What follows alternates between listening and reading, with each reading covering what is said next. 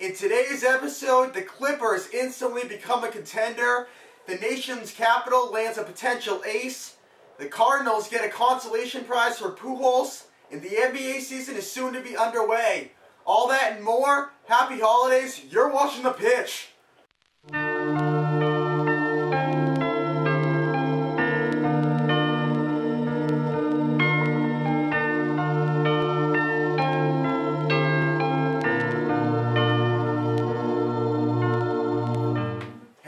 Welcome to The Pitch. Fox is out this week, so I'm going to be hosting this episode. As always, I am Mitch Sabatelli, and next to me is Mike Peps Peroni. What's up? We're doing a little something different this week. As you know, the last couple episodes have been just one part. It takes a while to get two, maybe three-part episodes up, so we're going to be changing it up. There's going to be a new menu. I think it's going to be on this side, where you can scroll through the episode if there's one part that we're talking about that doesn't appeal to you. You can pick whatever you want to skip through. And also, so the show's only going to be one part, and it's going to be a little bit longer episode. But now you can filter through whatever you don't want to watch. Some of our stuff may be boring to you. Other parts might be really cool. So now you get to pick. So it's going to be a little bit more interactive, a little bit more useful. Right to the point. Yep. So we're hoping the shows can get around 20 minutes, 25 minutes each. But here we go. So let's start with our top stories of the week. CP3 is off to LA. Not the Lakers, but to the Clippers. Peps, your thoughts on CP3 and the Clippers? I think that's a huge move for the Clippers, considering with CP3, they have just single-handedly just taken down the Lakers. Kobe's all of a sudden now injured for like a little while, and they seem to be that veteran Lakers team. Kardashian's off to Dallas. Yeah, it seems like the Lakers and the Celtics. I mean, I don't like saying this about the Celtics. Those are the teams, the veteran teams, are starting to fall off. We knew this would happen eventually. Through all these all-stars coming off, all the hype of 08, 09, 2010 with the Lakers and Celtics all being there and everything. Mm-hmm. But it's all starting to come off. And so the teams like the Heat, the Clippers, and I mean, surprisingly, and the Thunder, Grizzlies are even coming in. I mean, it's big for them to pick him up. Yeah. Especially, I mean, they should be like getting on their knees and thanking Dan Gilbert and the Cleveland Cavaliers. And they got to be thinking of the NBA for finally breaking the deal. NBA, yeah, probably because they want to see. The NBA is probably tired of the same old teams. Mm-hmm. They probably want to stir it up, get something new going. So that's probably why they, fully allowed this trade to the Clippers, because they want to see a team that's young and growing fully grow to the potential that they could be. Oh, absolutely. No, it's gonna be alley-oop city over there in the Clippersville. Listen, I think Chris Paul instantly becomes an MVP contender, and I think with this trade, Blake Griffin may become a top 5 player in this league. There's gonna be some serious chemistry between those two. Both real good on defense. That's going to be a real good defensive team. And also the new up and coming center DeAndre Jordan can instantly. He is a dunking beast. That may turn that trade into another big three. I think DeAndre Jordan's a real good contender for the most improved player this year. He's going to put up some major numbers over there, and with a solid point guard in front of him in Chris Paul, I really like that combination. Also, a lot of people forget this. The Clippers, they made some other moves too. They still have Mo Williams. They also just got Chauncey Billups, and they just got Caron Butler too.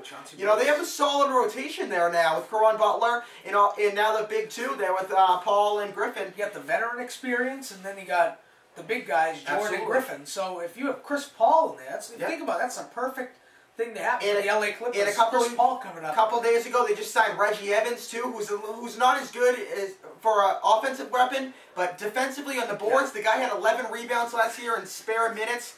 Now listen, when the Clippers wanted Chris Paul, they were reluctant to throw in Eric Gordon, but ultimately you got to go for the you got to get the big guy. Yeah. I know maybe Chris Paul doesn't want to sign there. I think he will sign there when he establishes that chemistry over there with Blake Griffin.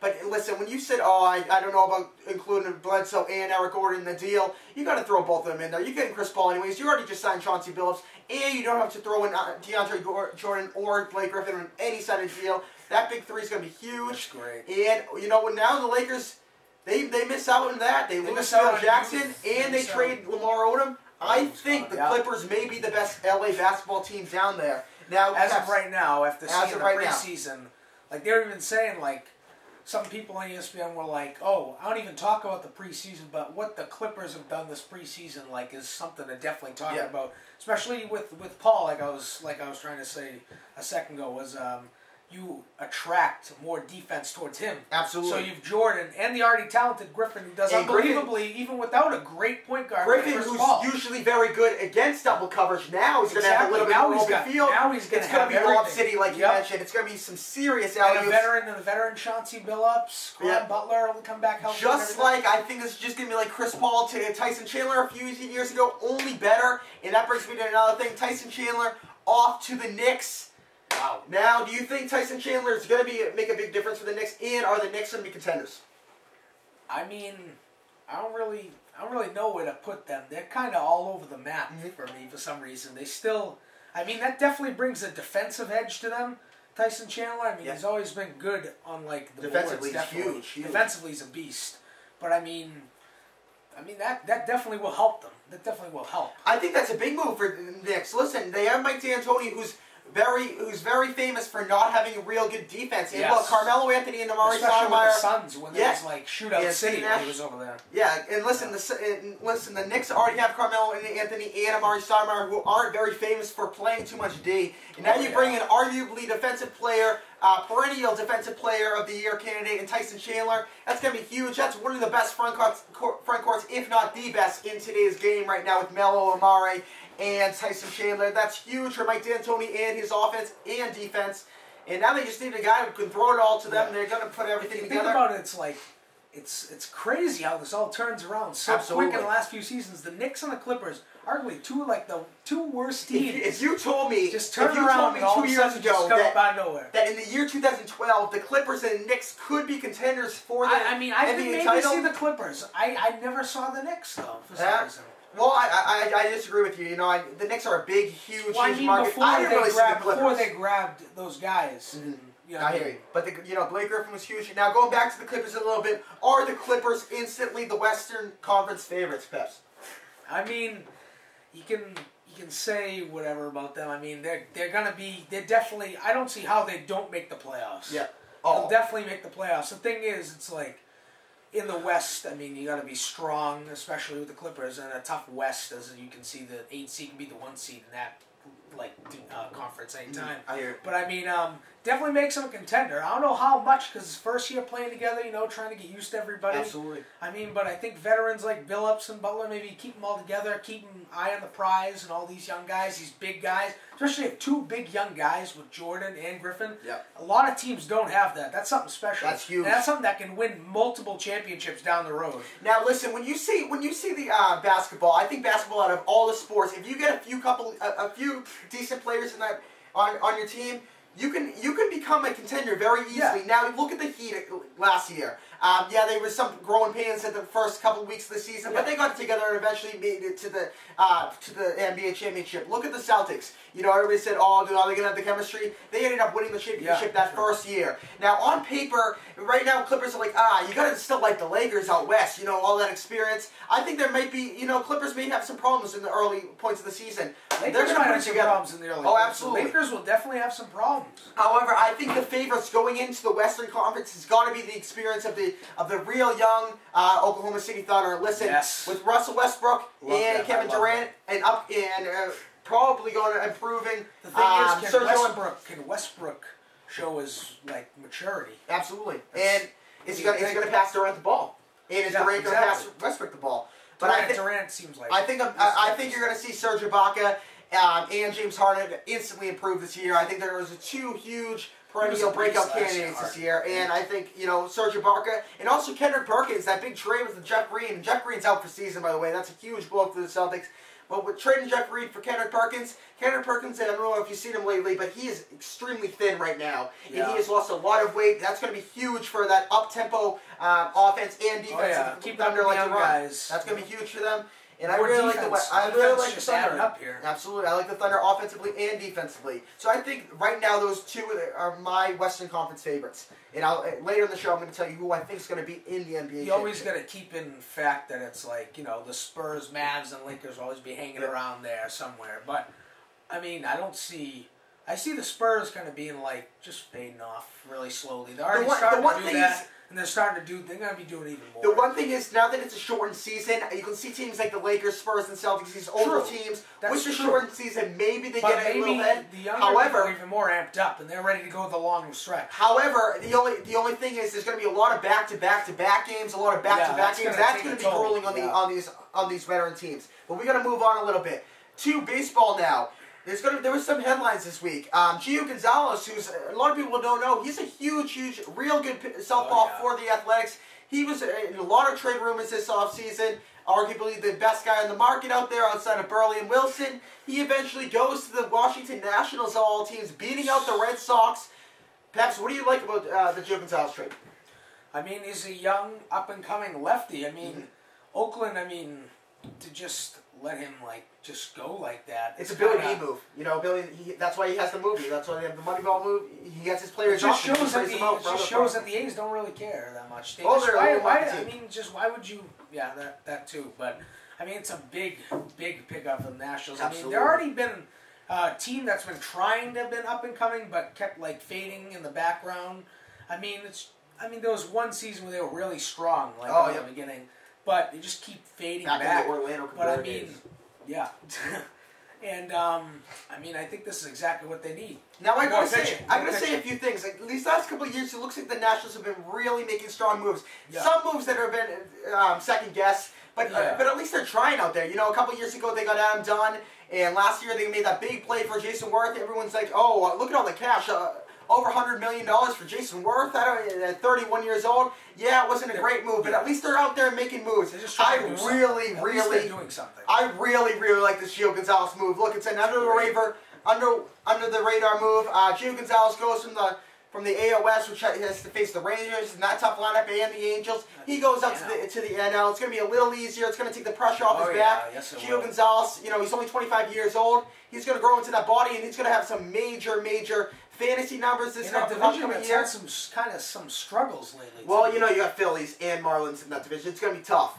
But the Phillies obviously. I think the Phillies are. It's going to be tough for the Nationals to challenge against the Phillies in the NL East. However, they may have a chance to beat the Marlins for the wild card. I think they may have a chance to beat all the teams in the NL West for the wild card. And I really like this move, especially if Steven Strasburg comes back this year and is healthy. Oh, yes. I really like that rotation. Yes. But let's look at the offense there right now. You got Danny Espinosa, who had a huge breakout season last year over in the infield. You also got Ryan Zimmerman, who's a great captain over there for the Nationals. Should be captain over there for the Nationals.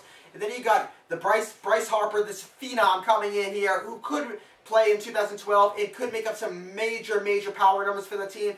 Then you got Jason Worth. With all the pressure off his back, it's going to be kind of Carl Crawford. Maybe in his second year he lives up to that contract. I really like this offense. I think the Nationals could surprise some people this year and maybe better than the Marlins, even after all the Marlins moves.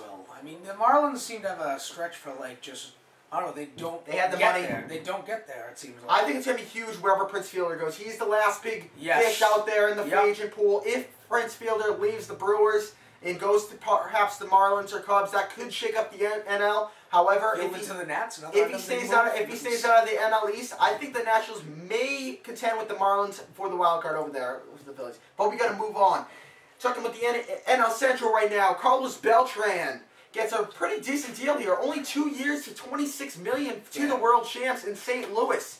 Listen, I really like this deal. Only 2 years, $26 million. I don't know why any team, if he was only getting 2 years and $26 million, why didn't more teams jump in? The Sox should have stepped in there. They were trying to. They needed a veteran like that to keep everyone in check. They needed a right fielder. They have no right fielder. True, that too. Ryan Kalish, who knows? However, this guy's a real solid contributor. Yeah, he's getting up there in age, 35, almost 36. But, we really helped the Giants last year. He has that great swing. He's a switch hitter. Yeah, he's always been he's one of the very consistent ball players. Great fielder. I don't think he's a center fielder anymore, but he can play in the corner infield. He can play in the corner outfield.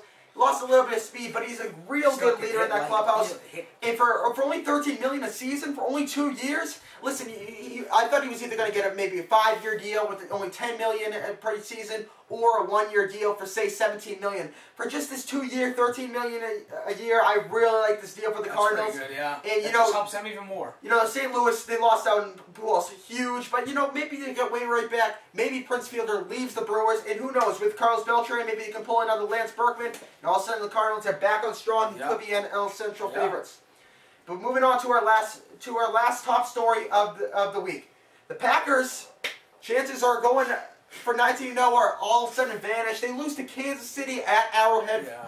For no reason, basically. You know, that was really tough. Maybe Greg Jennings, maybe the loss of Greg Jennings. I think they were laying off Rodgers. Rodgers was 4 for 12, I think, in the third quarter. Absolutely. Like 44 yards passing. I think Rodgers was looking past. Rodgers was just like, no, it's not even, I mean, looking past him, but it's probably like, you know what, if we lose, we lose. He even stated, I think it was even before the game, he was like talking during the week about how it's not about going 19-0, because if we try so hard to be perfect and fail at the end, kind of like the Pats did in 07, then what would all of it be for? Absolutely. Absolutely nothing. So he said he'd rather go like have a few losses and then storm through with the first round bye in the playoffs, just pick off each team and then be a repeat champion. That's exactly what he wants to do, and it's all about the rings. It's not about the rings he didn't get at the end, trying to be the perfect team.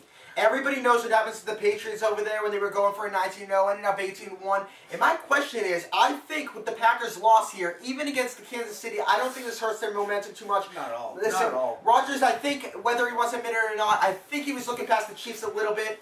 The loss of Jennings really hurt them. And once they get Jennings back for the playoffs, I think this might take some pressure off the back. I think it's going to help them focus on their main goal of possibly repeating this year.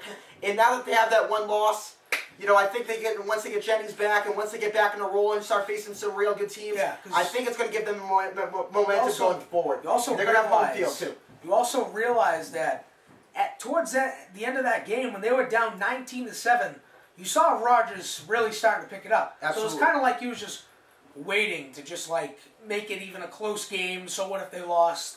Just like show that, you know, he didn't just come out here a Sunday to do nothing and maybe lose momentum. That's why he stepped up at the end. At least he still attempted to try in the game. I think this is also big for Rodgers. Listen, everybody knows about these Drew Brees, Tom Brady, Aaron Rodgers. What do they all three have in common? They're all going for the Dan Marino record, but they all don't have much of a running game behind them. And that's big. That just shows how important these three guys are to their team. Yes. And, you know, if they have one bad day, the whole season. They all have the lack of defense behind them, too. They all have the lack of defense, too. That's why they true. have to rely on the pass. And it's tough because, you know, some quarterbacks, you know, Big Ben, he has an off day, he has Mendenhall behind him. Yeah. These quarterbacks, they should. Unbelievable defense. With no running game, it's remarkable how good these quarterbacks truly are. And for them to have one glitch in their whole entire season, and Rodgers is that good, and without a reliable running game, it just goes to show you how Aaron Rodgers needs to be perfect for that weak defense and weak running game for the Packers to contend. And, you know, I think this is a hit to the Packers, but I think it's going to take the pressure off. The Saints can do it. Absolutely. With Drew Brees and win a championship. Why can't the Packers again? And, you know, Tom Brady did it a lot without a running game, too. Yeah, he did. Now, moving on, before we get to NFL matchups and NHL news, the NBA season does kick off Christmas. Peps, we've already mentioned this a little bit, but who do you like as the two favorites in the East and West? Is your favorites to get to the championship this year? It's never too early. I'm gonna have to go with, as much as you were talking about how great like the Knicks and everything are doing. I mean, I don't like to say this, but I'm gonna have to go with the Miami. Miami, Heat. obviously, yeah. Miami Heat. And I'm going to go with the Oklahoma City Thunder. That's a very popular choice over there. Oklahoma City Thunder, because of what they did last year and all the efforts they put at that end, even though they eventually lost. I mean, that experience is going to grow. All that experience definitely will grow. I think Westbrook, like I said, is going to mature, and they got Perkins over there in better shape, and obviously you got an all-star Durant. So I really like that. Set. And also, you got, like I said, James Harden and Serge Ibaka. I think they're really going to improve this season. I do think like the Lakers with that experience, will give a run for the money. Obviously. I think that the X factor for the Thunder is, like you said, can Russell Westbrook can he be mature a little bit? More of a team player. Yeah.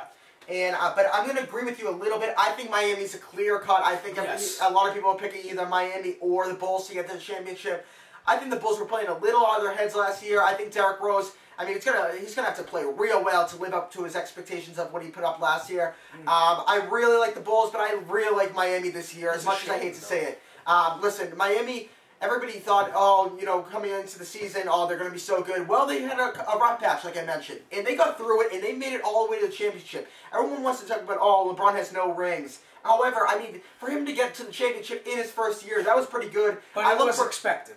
He was. I look for his second season for them to really get the experience going, and for from this offseason and this shortened season, I really like the Heat. Barring an injury to either LeBron or D-Wade, I really think they're going to cruise all the way to the championship right now. But in the West, I'm going to disagree with you a little bit. I really like the Thunder. I think they're my second choice. I'm looking past the Mavs. I'm looking past the Lakers. I'm looking past the Spurs. I'm sticking with the Clippers. I think this 1-2 punch of Chris Paul and Blake Griffin may be the best 1-2 punch in the game. LeBron and D-Wade, they're a real good 1-2 punch. The only thing is they're ultimately the same position. Yeah, LeBron's a little bit bigger, but they're both scorers. They're experienced. They're ready to go get the title.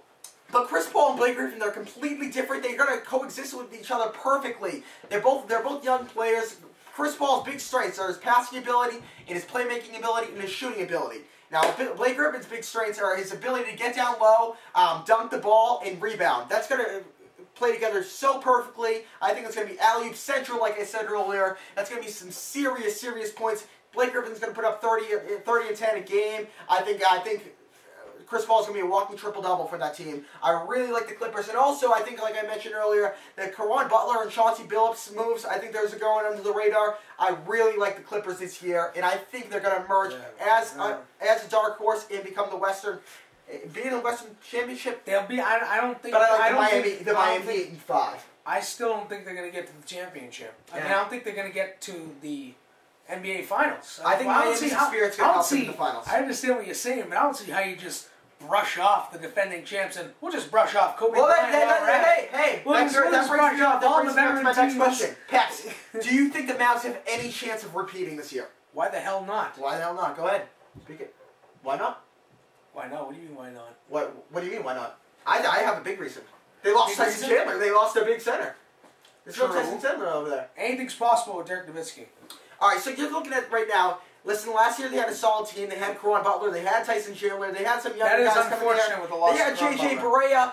Now, listen, their best players are Jason Kidd and Dirk Nowitzki. What I'm really getting at was the Lakers. I was getting at the Mavs. I was getting the Lakers, too. But I'm talking about the Mavs right now. I'm going to say right now that the Mavs have 0 chance of repeating. I'm looking at I'll give them I'll give them 3% chance of repeating. I think can you admit this? That they played a little over their head last year, and they really shouldn't have gotten to the championship last year. They deserved to get to the championship. They won when it counted. They deserved it. They crushed the Lakers, making a statement that, hey, I don't care if these guys are defending champs or not. We just beat them 4-0. I agree. However, were you a little bit surprised that Dallas was? I was surprised, but I was happy. Now that they lost Tyson Chandler and another year is added to Dirk Nowitzki and Jason Kidd, experience is one thing, but age is another thing. Maybe this team's definitely lost some defensive power. This team's real old right now, and they lost some serious defensive power. And I remember right after they won the championship, they looked at Mark Cuban and said, "What's your big off-season goals for this offseason?" And he said, "Listen, we need to re-sign Tice." And they didn't do that.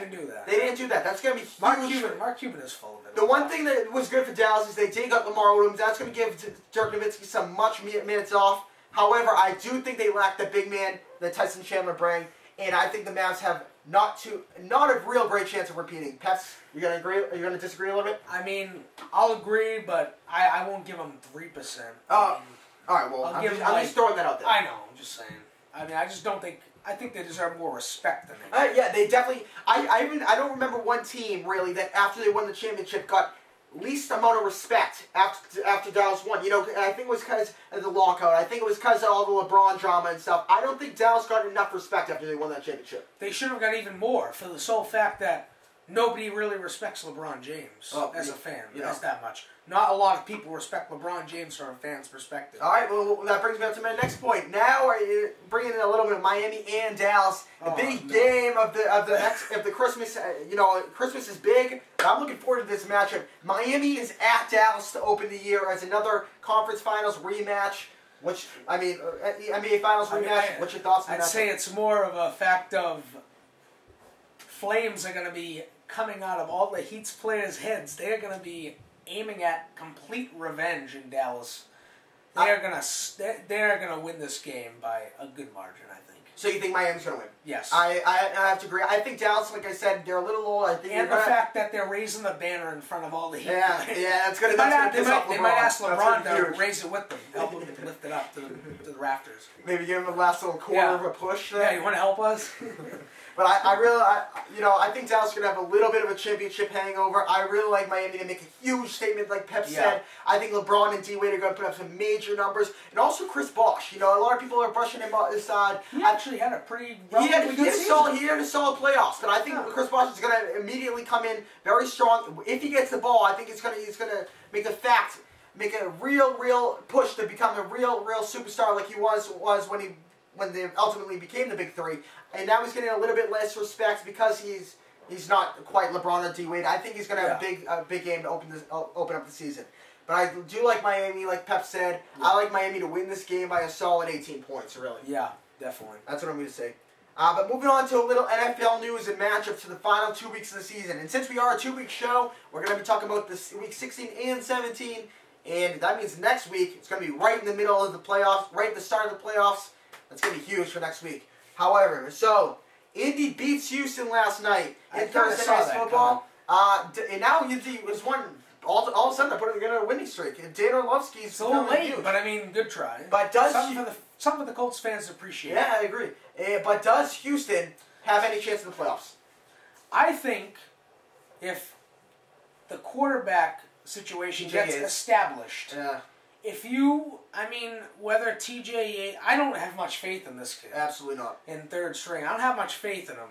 I didn't even have faith in Liner, and but he went early anyways, so it didn't really matter. I would definitely think twice about keeping him in for a playoff run. I understand that he knows the playbook, he's been there, but if you have someone like Jeff Garcia and Jake Delhomme, but mainly Jeff Garcia in my eyes, because he's more of a respected quarterback in his 40s, and he's in his 40s, but he's at least a veteran, knows what he's doing, regardless. But does he know the playbook enough? He's 40-something years old. I think he's got about 15,000 different playbooks in his head. He could probably be like Johnson. We'll just run this route. That is if he comes back, Johnson. I don't like Houston in the playoffs, but I think it's big for Houston to make the playoffs this year. The last few years they've always been 9-7, 9-7, 9-7. It's a shame. They don't quite make it. However, I think Kubiak finally got him in there this year, and it's because of that defense. That number 1 ranked defense, they are absolutely huge. Yeah. But like Pep said, the quarterback question is the big risk going into the playoffs here, and that's the big X factor, like I mentioned in the last show. I really wish they could develop Garcia into it.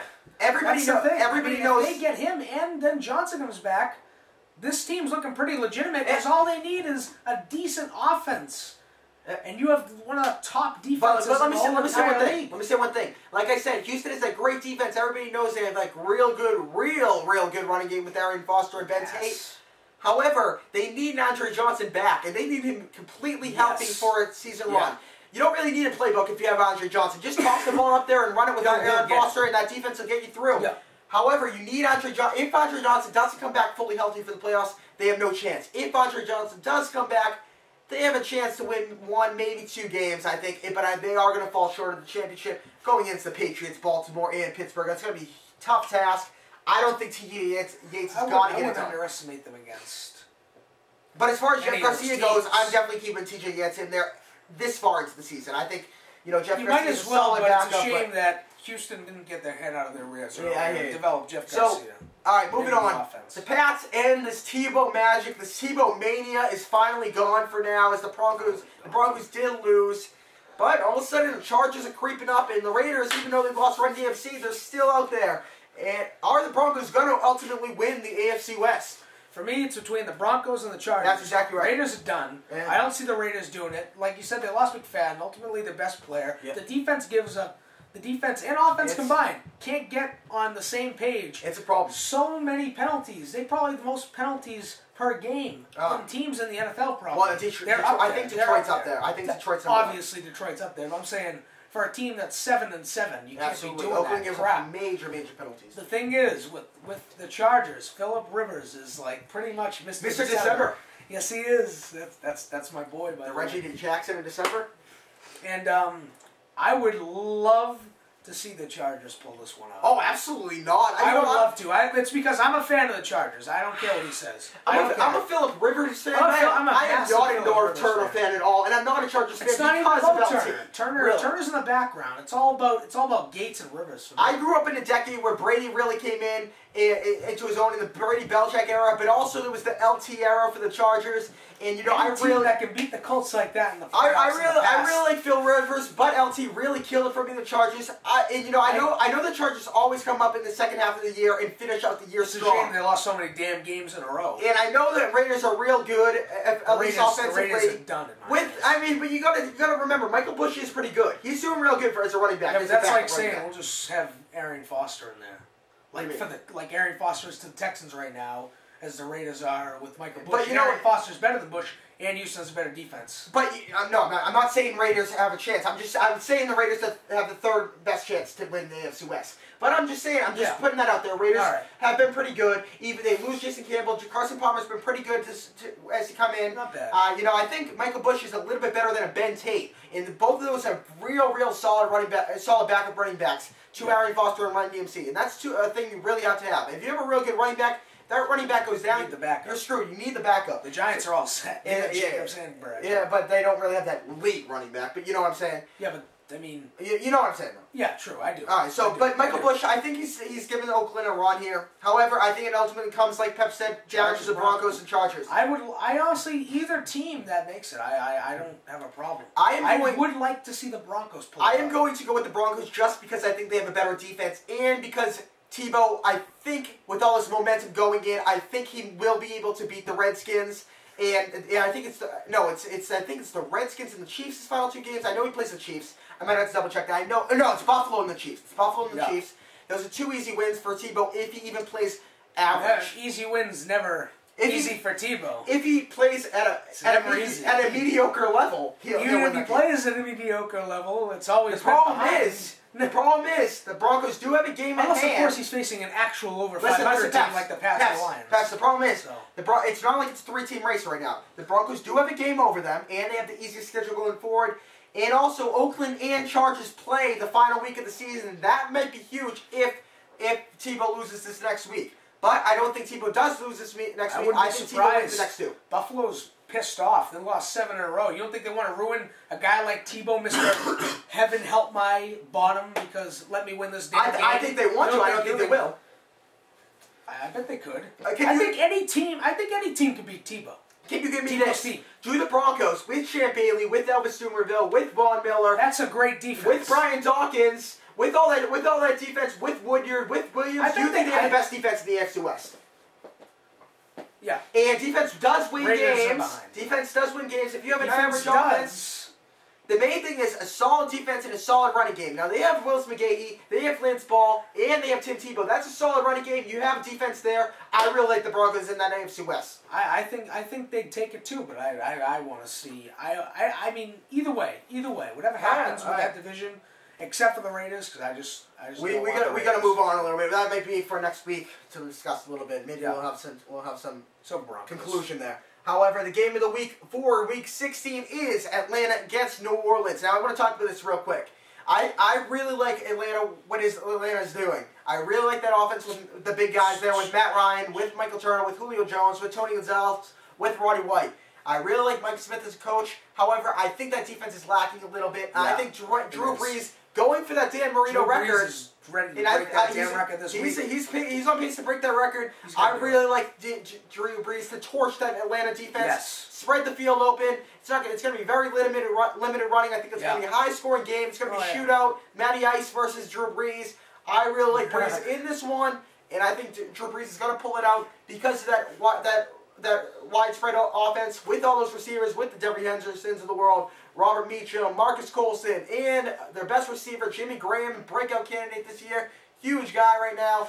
I think Atlanta's going to give up a lot of points to a lot of yards to Jimmy Graham and Marcus Colston in the corner. They give a lot of yards up to Drew Brees. I really like Matt Ryan, and I really like Roddy White, but I gotta like Drew Brees in this game. You gotta like Drew Brees and his combinations better than I like Drew Brees in a shootout, 35-24.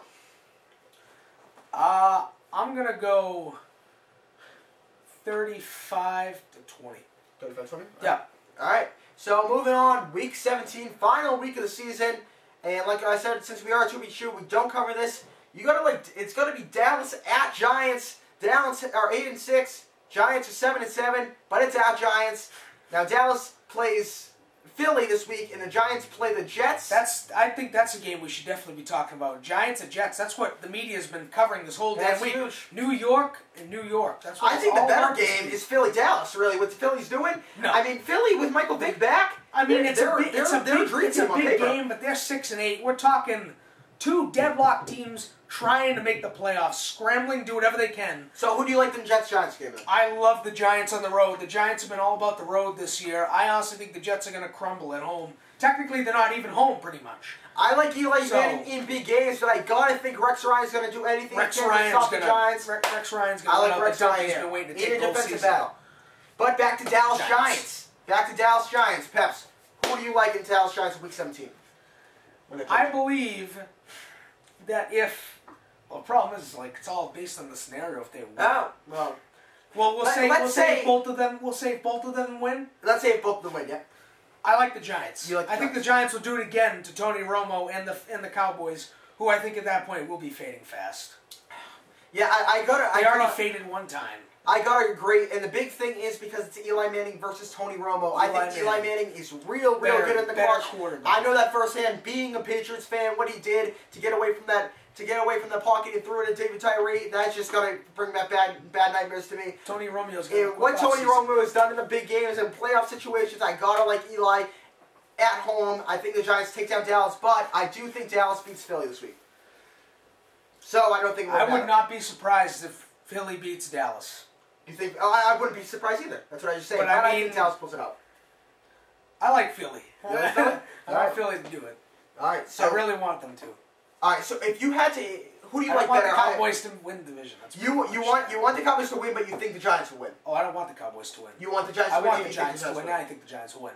I think they'll do exactly what they just did. I want to keep the Giants. Plus, when you have a coach that freezes his own kicker, I don't think he deserves to make the playoffs. That's exactly why the Giants or the Eagles should make the playoffs. I think the Giants will beat Dallas. However, if I had to choose which team I would want to go in there, I would much rather see Tony Romo make the playoffs than Eli Manning in the playoffs. I'd like to see Vic and the Eagles get there. You think the Vic's that would be sick? I think that might be one of the biggest comebacks. Isn't it if they win both their games? If they win both their games, there's a leeway there where they have a chance. They need Dallas to lose or something. Well, no, they need to beat Dallas. Yeah. But I think they need the Giants to win. Dallas. The Giants to win, I think. Well, the Giants to win, but if the Giants lose to Dallas, that all comes into play next week. However, we got to move on to our one question before the NHL.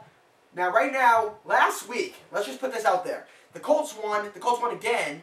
The Packers lost. Baltimore lost. Houston lost. And Pittsburgh lost. However, the one team that did win is the Patriots. And now the Patriots have a game ahead against everybody in the AFC. All they have to do is beat Miami and get a bye. Yeah, and they're AFC favorites here. They're AFC favorites to have home field advantage. But do you think they're AFC favorites to get to the Super Bowl? That's the big question here. I think if Roethlisberger comes back healthy, like with no problems with his ankle or whatever, if he's like all ready, I honestly think the Steelers are the favorites. Now I think I'm gonna have to. If we get Chung back, and that secondary really starts stepping up big time, it's gonna be a close race. You think the loss of Andre Carter is gonna be huge for them? Yes, I think that's our leading sack guy. He's a big pass rusher guy. Now Mark Davis is going to have to step up, and also Sean Ellis is going to have to step up. I think the Steelers are proven. I mean, the Pats are proven, obviously. Yeah. Have way better offense, but like they say in so many sports, like good pitching beats good hitting, good defense beats good offense. Steelers crushed us that time with their defense. They even switched it up with us, double covering our passes, double covering Welker. Welker did nothing that game. We were getting shut down. If they do that to us, then that's not going to happen. Now, I like the Steelers, but I'm going to disagree with you a little bit. Now, we all know Anquan Boldin is out this week. I think if Anquan Boldin comes back and is healthy for Week 17 and into the playoffs, I think it's Baltimore and the Patriots the favorites over the Steelers for a couple of reasons. I don't think the Steelers have enough of an offense.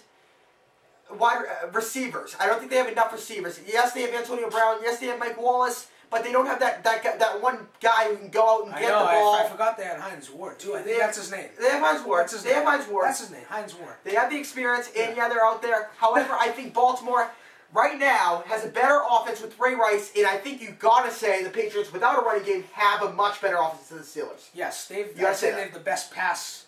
They have the best passing offense in the whole. And I think coaching, I think that Baltimore with Harbaugh and Belichick, coaching wise, is better than Tomlin and the Steelers.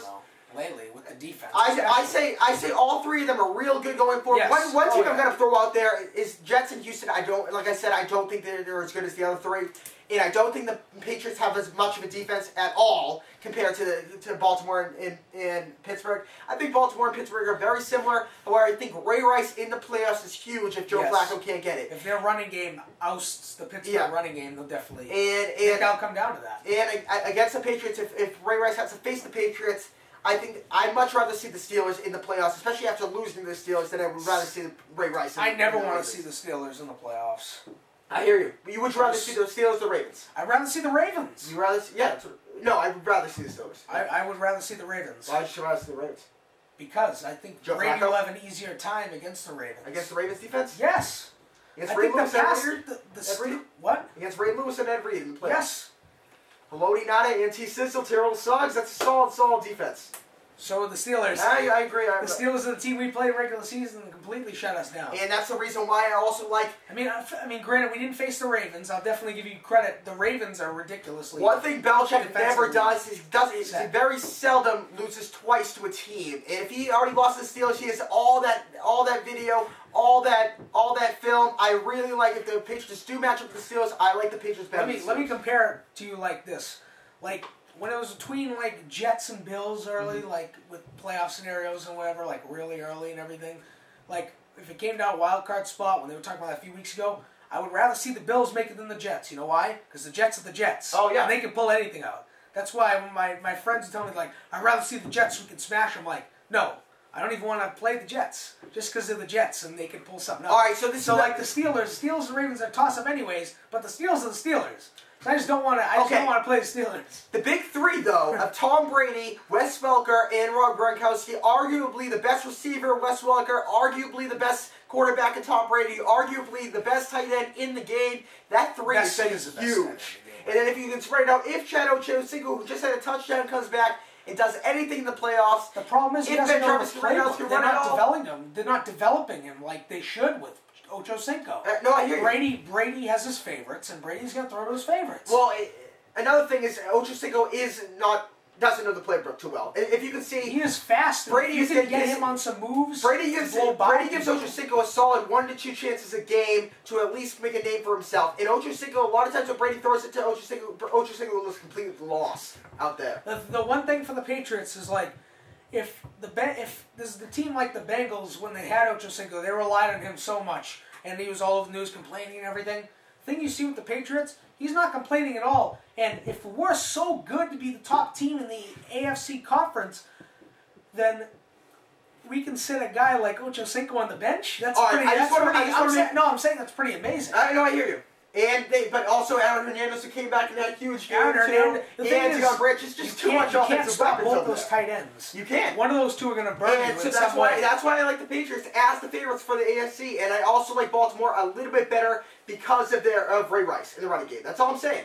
No. I can definitely understand that. Ultimately, here's my final question, Peps. Who are your two favorites to be the AFC and NFC Super Bowl right now? Can I say it from what I want to happen or what I think What do you think is going to happen? The way it's looking right now, I see Steelers and Saints. Steelers Saints? I'm going to agree with you a little bit. I think it's going to be Patriots versus Saints. Trust me, don't get me wrong. I would love to see the Patriots make it. I think Patriots I would love to see a shootout with Breeze. I would have loved to see a Patriots-Packers with Packers have had a chance to go 19-0. But that's not going to happen. The thing is, the Packers, I don't know.